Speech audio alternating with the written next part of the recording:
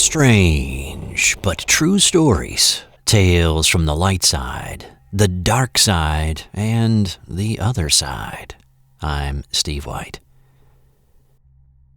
Nikola Tesla was a scientist whose work with electricity and electric motors beginning in the 1880s, shortly after he immigrated from Serbia, made him a prominent engineer here in the United States.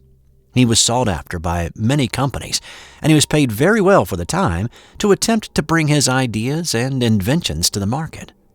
Throughout the early part of the 20th century, he had hit-and-miss success with some of his inventions, spending most of the money he had made earlier in his life. When he died in January of 1943, he was mostly out of money, leaving many unpaid bills and several boxes of notes and documents behind. Not only was the American government interested in obtaining Tesla's notes, but so were the Germans. A relative of Tesla's reported that before the American government had arrived, someone else had obviously gone through Tesla's belongings and had taken some of the papers. The FBI suspected the Germans had gotten to a few of the boxes first, and they also suspected much later that the documents they took led to the development of a Nazi version of a flying saucer.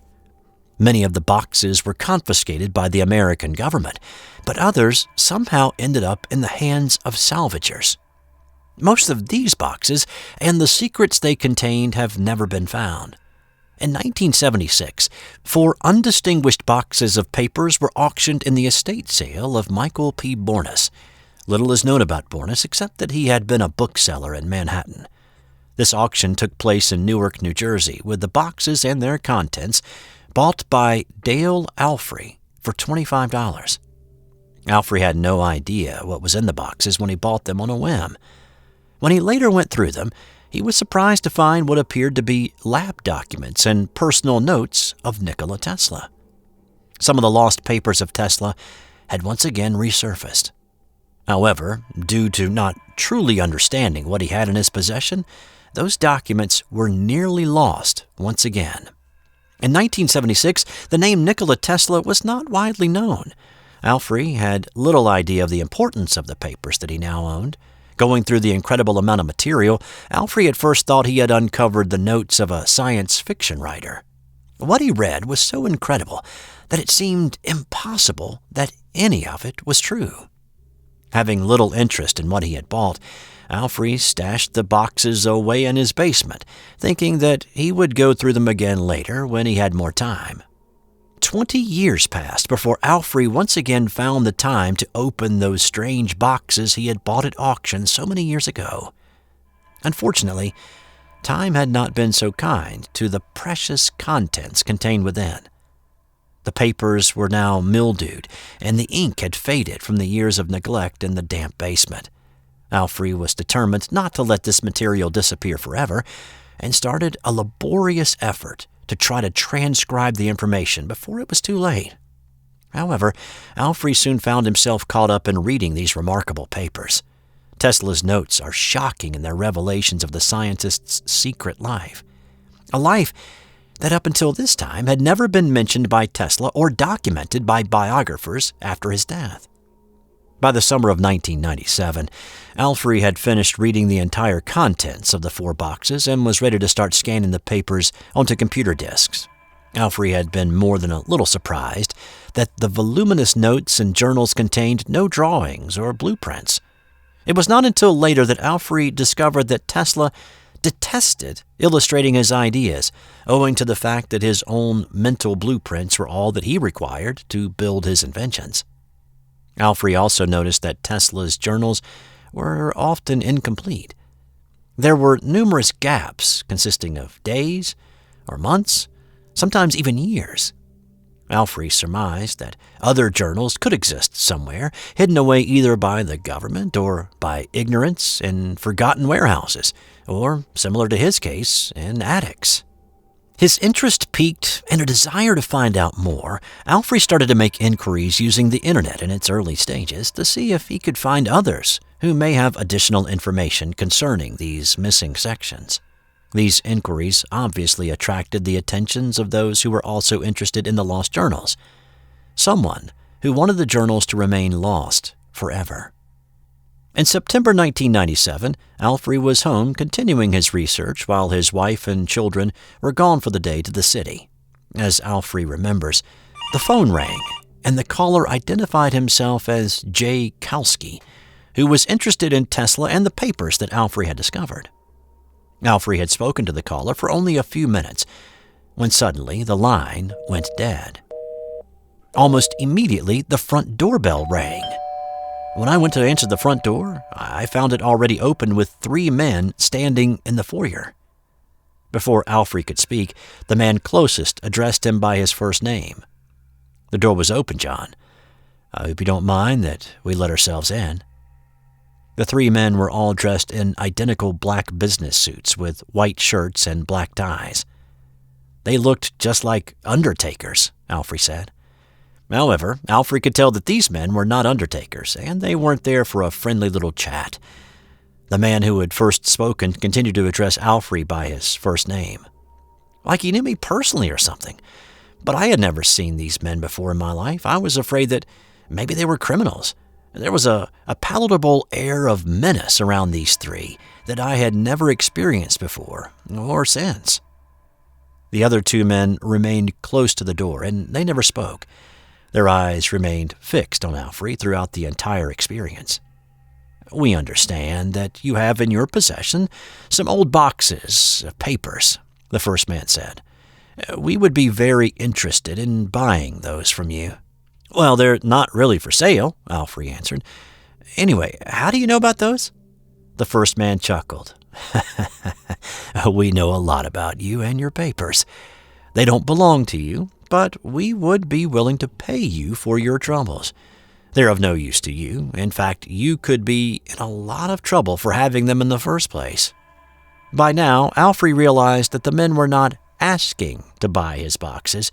They were demanding to buy those boxes. He could tell that they meant business, and this kind of freaked him out. The first man now slowly moved closer to Alfrey. Speaking in a slow, deliberate way, he carefully enunciated each word so that Alfrey understood perfectly where they all stood. "It's no use, you know," the man said. "We're going to get these boxes no matter what you do. You can't stop us. It would be much easier for you and your family if you just gave us those boxes. People have disappeared forever over much less than this. I would really hate to see this happen to you or your wife and your kids." The man now stood directly in front of Alfrey, his dark eyes fixed and cold. It almost seemed that they had some kind of hypnotic power over Alfrey as he stood there unable to speak. Suddenly, all 3 of the strange men turned in unison and walked out the front door. Nothing further was said. It wasn't necessary, I suppose. Alfrey understood their message clearly. He was going to have to give up the boxes, his research, even his interest in Tesla, if he wanted to remain out of harm's way. It was as if Alfrey was coming out of a trance, and he realized what had happened, and he rushed out the door to confront the men. But they were nowhere to be seen. There was no car in the driveway, and the street was completely empty. In fact, the entire neighborhood was eerily quiet. Even the birds had fallen silent. It was as if the world had paused for a moment, then continued on as if nothing had happened. Alfrey rushed back into his house, locked the doors. He then went into his study where he kept the boxes and his computer. The room was located at the back of the house and had no separate entrance to the outside. It obviously wasn't needed because all 4 boxes, the papers contained within, and the computer disks were now all gone. It was obvious that the 3 men were only a distraction, while someone else silently entered the house and ransacked his study, removed everything that pertained to Nikola Tesla. This included separate books and magazine articles that Alfrey had collected while he was doing research on the matter. Worse yet, not only were his papers missing, but his computer hard drive had been completely erased. Everything that he had on it, including items not related to Tesla, were destroyed. All evidence that he had on Tesla and his missing journals were now gone forever. Alfrey refused to speak about his frightening incident for several months. He told no one what had happened, not even his wife. It was as if he was in a state of mental shock that perpetually clouded his mind. But slowly, he began to regain his senses and remember the details of that day. He recalled that the three men, dressed exactly alike, were almost the same height, and all three had their hair cut short with odd-looking long bangs that covered their foreheads. The three men also had unnatural-looking tanned skin, almost like they had used a bottled tanner that dyes the skin. Other than these peculiarities, the men appeared to be normal. It had not occurred to Alfrey that they could be something other than what they seemed, which was completely human. It was not until later, when relating this strange story, that someone remarked about the MIBs, or the Men in Black. Alfrey had never heard about the Men in Black. He had heard about the movie, but he hadn't made the connection, hadn't even seen the movie. After doing a little more research on the MIBs and reading several books, Alfrey was certain that he had received a visit from the Men in Black, or at least someone who wanted to look like the Men in Black. This is where Dale Alfrey's strange story comes to an end. Everything that he had done connected to Nikola Tesla had been taken away from him. Exactly what were the MIB trying to protect? This has been another strange but true story. So, tell us what you think in the comments below. And if you have a strange story you would like to share with us, send us an email to strangebutTrueStories2@gmail.com. Subscribe if you haven't already, and sign up for notifications so you know when the next SBT video drops to our YouTube channel. Thanks for watching this video. I'm Steve White. Until next time.